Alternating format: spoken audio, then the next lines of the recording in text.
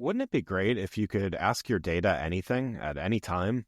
Like, how are sales this quarter? How's the new marketing campaign performing? What does the overall health of the company look like? And actually get answers right away with charts and graphics and actionable information. You can with Domo's AI and data products platform. Domo lets you channel AI and data quickly, securely, and innovatively to deliver measurable insights wherever and whenever you need them. Anyone on your team can use Domo to easily prepare, analyze, visualize, automate, and distribute data, all amplified by AI. Domo goes beyond productivity. It's designed to transform your processes, helping you make smarter and faster decisions and drive real growth. All powered by Domo's trust, flexibility, and years of expertise in data and AI innovation.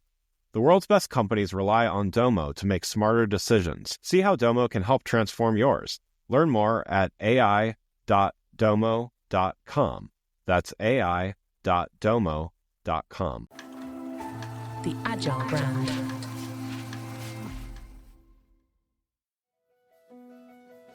Welcome to Season 6 of the Agile Brand, where we discuss marketing technology and customer experience trends, insights, and ideas with enterprise and technology platform leaders.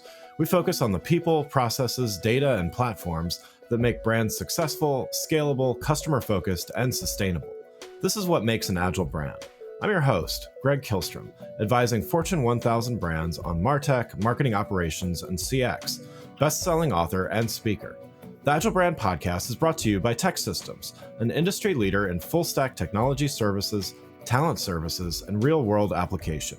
For more information, go to teksystems.com. Before we get started, I wanted to make sure you know about my internationally best-selling book, House of the Customer. In it, I walk through practical steps of how brands can build the one-to-one, personalized, omni-channel customer experience we talk about a lot on this show, and discuss ways to make incremental steps toward this goal. Don't just take my word for it. Destination CRM called it required reading, and I'm sure you'll agree. You can find House of the Customer on Amazon or learn more on my website, gregkihlstrom.com. Now let's get on to the show. Today we're going to talk about building a change-maker culture and how you can help your teams to thrive among change instead of being disrupted by it. To help me discuss this topic, I'd like to welcome Steve Blum, Chief Operating Officer of Autodesk. Steve, welcome to the show. Thanks, Greg. It's great to be here. Yeah, looking forward to talking about this with you. Why don't we get started with you giving a little background on yourself as well as your role at Autodesk? Sure. So I'm currently the Chief Operating Officer at Autodesk, and my role is focused on all of the elements of go-to-market for the company. So I've got the worldwide sales organization, the customer success organization, our marketing team, our global revenue operations team, as well as all the engineering and product management teams that build the products that we use to engage with our customers and partners. So it's not the products that our customers use to create their offerings, but it's the products that we actually use to run the business. So everything associated with engaging with our customers or working with our partners is part of the COO organization. Great. So we're gonna talk quite a bit about change today, and I wanted to start by talking a little bit about your own personal journey, which I think is in itself a story of change. You started your career as an electrical engineer before you became a sales and business leader. Can you talk a little bit about the changes that you've gone through in your own career that got you to the point of making that transition? Yeah, so I did start as an electrical engineer, and I had a big passion for engineering and math and science and computers when I was younger. Started out working on with semiconductors at NCR. Ended up doing some work in a back room by myself on a tester. I came up with a testing technique for programmable logic devices and found some design flaws in many of the parts that semiconductor companies were making. So I shared those findings with those companies, and many of them made me job offers. Some of them were to become an engineering manager. But one company actually asked me to consider a role in sales. They said, we only hire engineers to go into field sales engineering roles. But between your technical background and your ability to communicate, you may want to consider this role.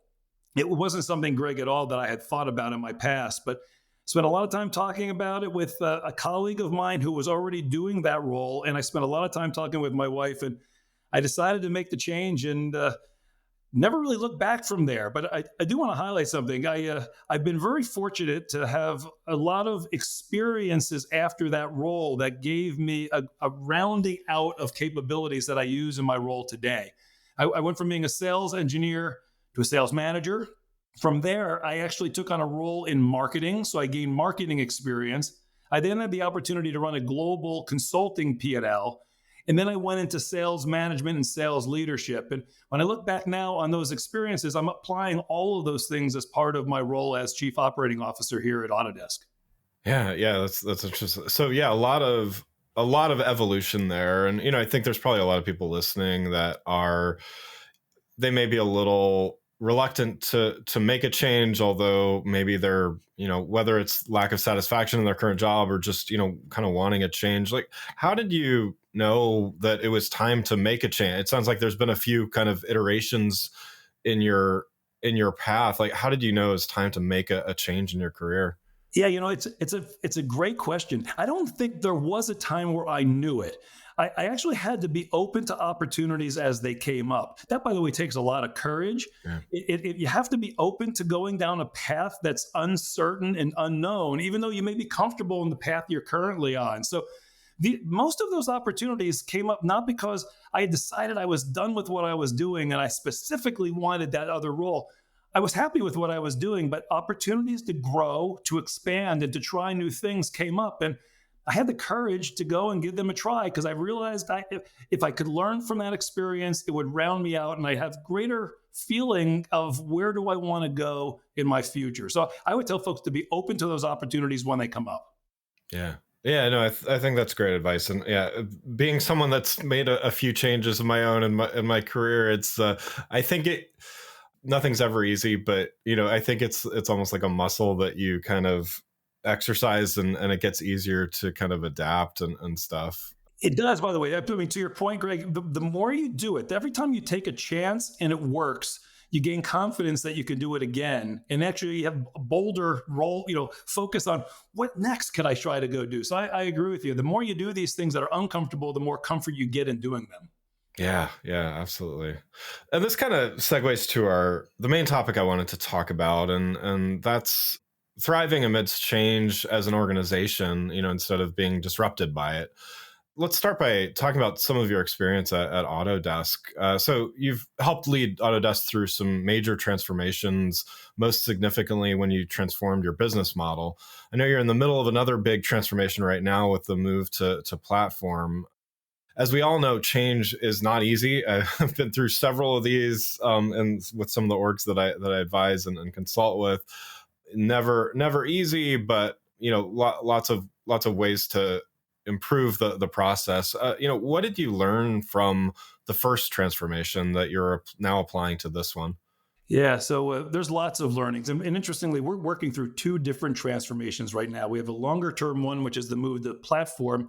We have a more shorter term one, which is focusing on how we're reshaping our engagement model with our customers and our partners. So the business model transformation gave us opportunities to grow and learn that we're applying now. Here, a few things come to mind. First, whenever you're driving a big change as a leader or as leaders in an organization, you need to focus on communicating the whys behind the whats of the change.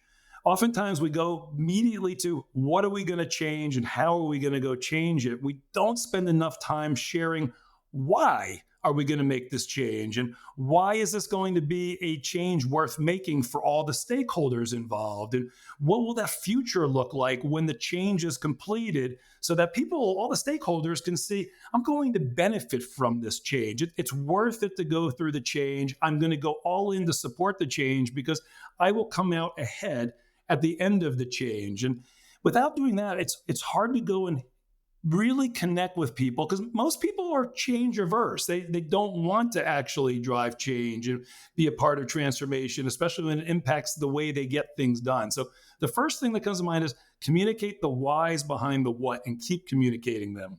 Yeah. There's another learning that we had. We created a scenario with the business model transformation where we like burned the boats, if I could use that term. We basically committed externally, we were going to be moving from a perpetual a business model with maintenance to subscription by a certain date. So we basically moved forward and did not give ourselves a chance to go back. And that drives a lot of commitment. It forces people to deal with the change as opposed to delaying or hoping it will go away, which a lot of people end up doing. They're like, if I just can hang tight here, this change will be reversed and we won't have to make the move. So creating the scenario where there's no return actually helps when you're driving a really big change. But when you do that, you have to be really clear that you're not going to get it all right. And we learned that through the first transformation. We're not going to be perfect. So we need to be agile during the change transformation window. We need to be prepared to adjust, to make changes that are still in support of the overall goal, but maybe changes in the steps in getting there because we learned something along the way. And then finally, I'd say this, you really need to bring the stakeholders along for the ride all the way through, from the very first communication all the way to when the change process is over. You need to share learnings. You need to update on progress. You need to set expectations and then report out on those expectations all the way through. And going back to the first thing, you need to keep coming back to the why and reminding people, why are we doing this in the first place? Yeah. And that kind of, that's a nice segue to, this idea that, change and transformation, it's often driven by, some type of business objective. Sometimes it's customer experience driven, but still, at the business strategy level. So, executives and leaders, they've got a view of transformation that is sometimes different from those employees. You mentioned people in general are, I would say, change averse. Yes. Once they get kind of comfortable in their roles and have a routine and stuff like that. So, what does a successful transformation look like to the team members involved? Yeah, and it is tied back to what we were just talking about. You really need to focus in on what's in the change for them. People are going to say, "What's in this for me? Why is this worth going through the change? Why is this going to be meaningful to my well-being?" And after I persevere and get through all the challenge of the change, why will life be better for me? So the leaders who can see the business outcomes they're trying to drive toward need to work on reshaping what the future looks like for all of the stakeholders involved as a result of going through the transformation. Yeah. I will say this as well. Change is hard. And we all need to remember that. And the leaders need to have empathy for those that are going to be going through the change and may be impacted greatest as a result of that change, and having that empathy and showing that caring and understanding, yet focusing on being supportive and showing confidence and conviction that we will get there. We will make this happen, and the outcomes that we're striving for are going to be beneficial for all is really going to be key. So the leaders really need to embrace not only that it's going to be a challenge and people will resist, but they have to create the storytelling and the vision for why this will be better for all those being impacted. So the team members buy into it and they will persevere and they will have grit and they will be resilient as they work through that change process. Wouldn't it be great if you could ask your data anything at any time? Like, how are sales this quarter? How's the new marketing campaign performing? What does the overall health of the company look like? And actually get answers right away with charts and graphics and actionable information. You can with Domo's AI and data products platform. Domo lets you channel AI and data quickly, securely, and innovatively to deliver measurable insights wherever and whenever you need them.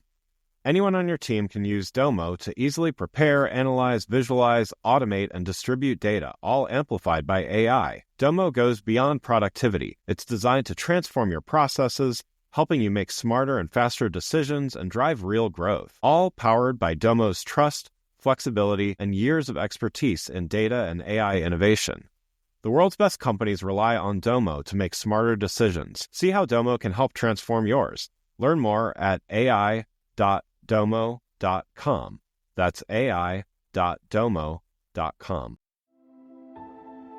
So you mentioned taking an agile or iterative approach to doing this, and certainly I've seen that is certainly the most successful way that I've seen change done as well. How do you kind of know the right approach? I mean, you can do things iteratively, but they're still done in very big chunks versus small. Like, how do you gauge how much, how quickly?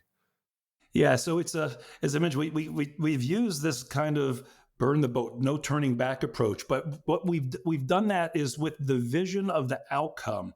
Once you have the vision of the outcome and you've built an execution plan to get there, you do actually work through phases of things. And it's, by the way, it's really important, Greg, that the leaders have confidence in themselves and conviction in themselves that along the way, when you hit bumps along the road, that you're still committed to that outcome at the very end. So I've talked with a lot of companies about the experience that we've gone through, and in most companies really struggle with keeping that conviction. So you need to have that conviction, and then you have to take those iterative steps to getting there.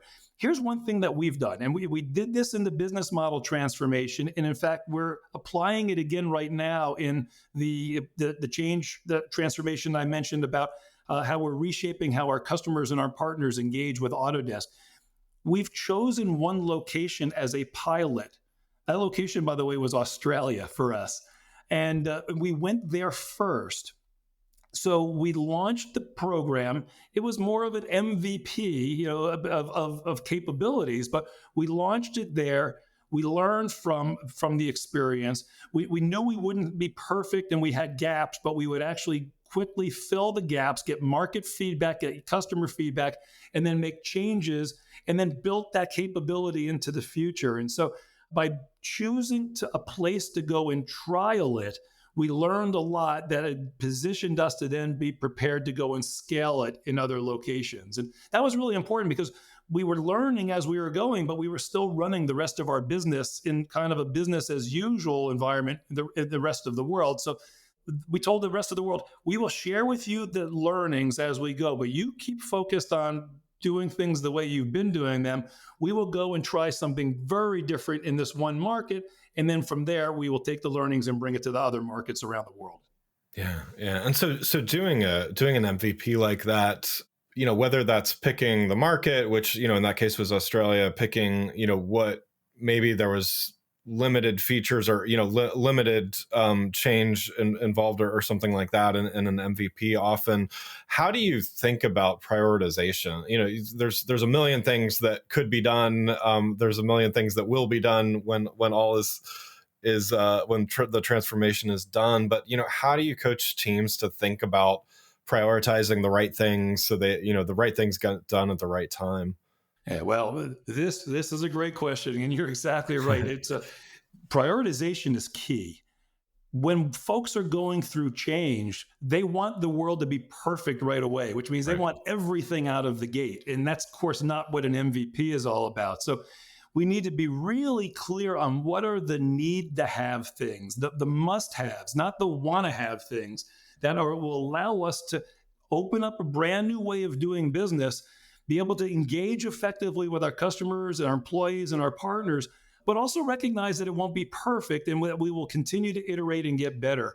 This is a really challenging thing to work through because when folks are going through that change, they want it to be perfect. And we've used kind of this model that we're taking progress over perfection in the way we go about doing an MVP release and then iterating on it. So we want to be able to have something that at least meets the market needs so we know we can operate. We then prioritize the feedback that we're getting along the way to make sure that we're picking the right capabilities that must be implemented next. And then we have an agile process of adding capabilities along the way. And then, of course, what we do is we share what we're doing and we communicate what we're doing to all the stakeholders involved so that when folks identify, hey, this is not perfect, there are gaps here, we come back to them and saying, yes, we hear you, you are right. We're working on these priorities first, second, and third because these are the must-dos, but we are also going to get to the other items that you're asking for. And then you have to deliver on those things and you gain accountability, trust along the way, and the stakeholders typically gain more confidence and more trust the further down the path you go. Yeah. Yeah. So you also mentioned how, with the Australia example, there was kind of two ways of doing things at the same time, right? There was the rollout of the MVP, and then other teams were focused on, let's maintain what we've been doing for the time being, and stuff. And so, often, as in the case of these transformations, sometimes that falls on, the same team is kind of doing two different things at the same time. Sometimes it's separate teams, sometimes it's a combination of both. How do you approach that, as far as, making sure that the teams don't get distracted by the new at the expense of keeping the lights on, so to speak, as well as, having others, or potentially even the same people, focused on also improving the new? Like, how do you strike that balance? Yeah, well, you're hitting on something that's really important. This balance is a challenge, and it's an ongoing challenge, because we want to focus on the transformational work, the stuff that's going to be uniquely different, that's going to position us in a very different way in the future. But you also have to highlight the importance of the work being done by all those that are driving execution on a day-to-day basis. We're dealing with that right now in this transformation that I've talked with you about, in that there are some people that need to spend a majority of their time on the work associated with this pending or this imminent transformation we're on. And as a result of that, some of the other responsibilities that they have, they're not going to have time to get to. This is where the other folks on the team need to step up and fill in for their colleagues and help do the things to run the business, while those that are dedicated to the transformation can do that transformational work. This is where it's really important for leaders to communicate not just with the people who are working on the transformational project, but who are working on all of your projects, and highlighting how they are providing impactful, meaningful work that benefits the company. Those that are filling in for those assigned to the transformation are in part helping that transformation be successful, because they're stepping up for their colleagues and they're helping them out. So you need to make sure that you're recognizing all, that you're involving all, and that they all are making an impact toward this big new change. And you also have to recognize, and this is something that I talk about as far as being a change maker and driving big changes, Greg.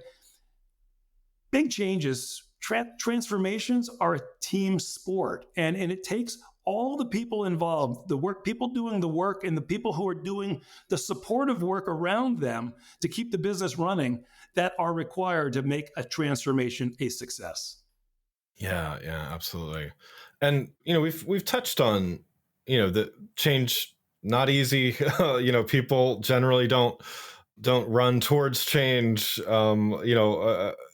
Barring a few instances, of course, but it's hard to want to change the way that you work after you get a new job. Let's say you settle in, you finally kind of get in the comfort zone, and now all of a sudden someone's coming in saying we got to change everything. And I've seen this in my work. I've seen people prior to me and my team coming in, who have they've waited out a failed transformation or two, because they just knew if they kind of stuck to what they were doing, things would kind of ebb and flow, and stuff like that. I'm proud to say my team was more successful than the past ones, but it's certainly, people can be averse to this change, particularly when they don't see the end benefits. But what are some of the best ways that I know you've mentioned a few things already, but what are some of the best ways you've been able to manage just this general resistance to change?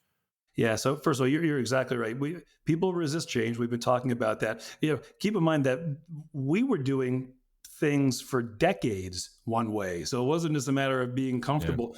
Yeah. It was kind of our DNA was doing work in a certain way before the business model transformation, or before this transformation we're on right now. So there were a lot of people who were very comfortable doing things in a certain set of ways for a very long time. This is where, we always talk about the fact that change management is a really difficult thing to lead. And while change requires an investment in technology, automation, now the use of AI and things, and those could be very challenging things to build out. The people side of change, changing people's processes and their mindsets, is probably the harder task to go work through, because folks don't want to make changes. And this is why, again, we have to go back to communicating the whys behind the what of the change over and over again so that people understand why this is going to be a benefit to them and why it will be a benefit to their customers and their other colleagues that are going through this change. And communication has to happen frequently. It has to happen consistently.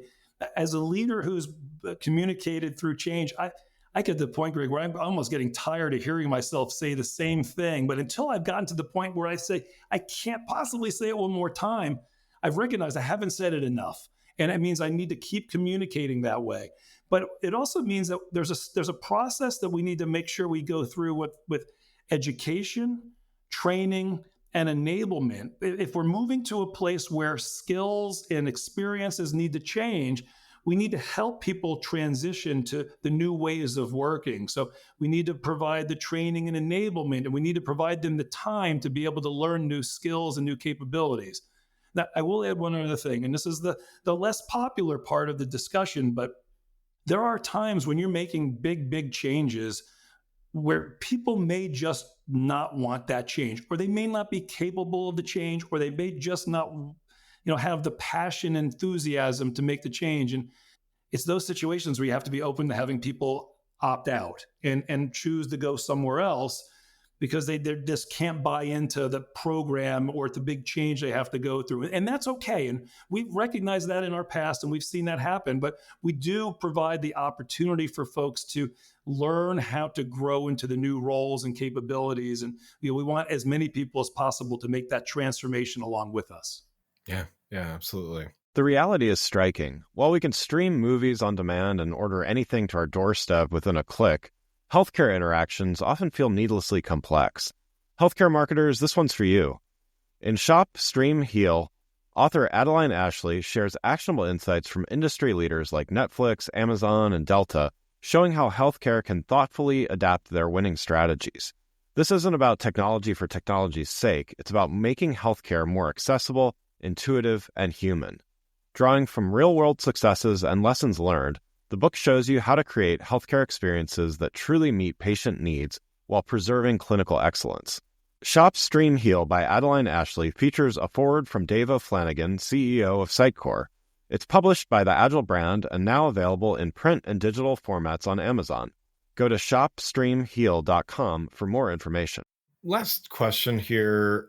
We've been talking a lot about the internal view of this, whether it's the kind of the difference between maybe how leadership and stakeholders might view versus employees. But, I also wanted to bring it around to the end customer experience, because at the end of the day, one of the primary drivers of transformations is often the improving the end customer experience. How do you keep a focus on that among all of the other stuff that we already kind of talked through? Yeah, so this is it's a very important point. So I'm so pleased that you brought this up. The whole focus of my organization is delivering a world-class customer experience. It's our North Star of how do we ensure that we can turn the customer experience working with Autodesk into a competitive advantage that drives loyalty amongst us and our customers. So we put all of these change and transformation efforts into the context of delivering a world-class customer experience. And we communicate all the elements of the why the change. We will talk about why is it important for the employees and the stakeholders, but also why is this going to make life for our customers better, which of course then will produce dividends for Autodesk as well. So we also have done one other thing too. A lot of the elements of change that we've implemented, we're building out automation or technology or difference in processes or capabilities of our people that help improve and enhance the employee experience. And we're a really big believer in if you can continue to create a world-class employee experience, and that if your employees are engaged and they're committed and they feel the purpose of their work when they're communicating with customers, you will be in a position to deliver a world-class customer experience. So a lot of our change management is focused on improving not only the customer experience, but the employee experience to support that great customer experience. But to your point on how you began, I think everything needs to start with the customer. And if you keep the customer at the center and then talk about all the change associated with delivering a world-class experience to that customer, things work out in the long run. Yeah, yeah. And totally agree. I think with that relationship between customer and employee experience, it's so I know there's some research kind of tying those things together, but I think there needs to be more talking about it, because I think it's such a powerful connection there. Well, Steve, thanks so much for joining. One last thing before we wrap up here. You've given a lot of great advice, a lot of great insights already. For those listening, what's one next best action you'd recommend for those leaders out there listening who want to be more successful in their next change initiative, maybe the current one that they're currently within? What would your advice be? Yeah. So first, thanks for having me as a guest, Greg. I really enjoyed our conversation. The one thing I would highlight, something I said, that first, there needs to be that recognition that driving big changes or transformations is a team sport. And as a result, you need to bring the team along for the ride. So I want to double down on saying leaders need to over communicate the whys behind the change. The why are we doing this? Why will this be better? We've got to make sure that if we're going to say what we're going to do and how we're going to do it, we anchor it in the why. Because when you can get people bought into why this is going to benefit them, why it's going to benefit their customers, why it's going to benefit the stakeholders involved, people can show up on a Monday morning and do something different with passion and energy, and they can persevere and push through some challenges along the way because they know they're getting to a better place. It's a place where they can go beyond what they've ever been able to do before. So I would just kind of reinforce that's the big takeaway. Everyone needs to do that next time they're talking with their teams. Absolutely. Love it. Again, I'd like to thank Steve Blum, Chief Operating Officer of Autodesk, for joining the show. You can learn more about Steve and Autodesk by following the links in the show notes. Thanks again for listening to the Agile Brand, brought to you by Tech Systems. If you enjoyed the show, please take a minute to subscribe and leave us a rating so that others can find the show more easily. You can access more episodes of the show at www.gregkillstrom.com. That's GregKihlstrom.com. While you're there, check out my series of best-selling Agile Brand guides, covering a wide variety of marketing technology topics, or you can search for Greg Kihlstrom on Amazon. The Agile Brand is produced by Missing Link, a Latina-owned, strategy-driven, creatively fueled production co-op. From ideation to creation, they craft human connections through intelligent, engaging, and informative content. Until next time, stay agile. The Agile Brand.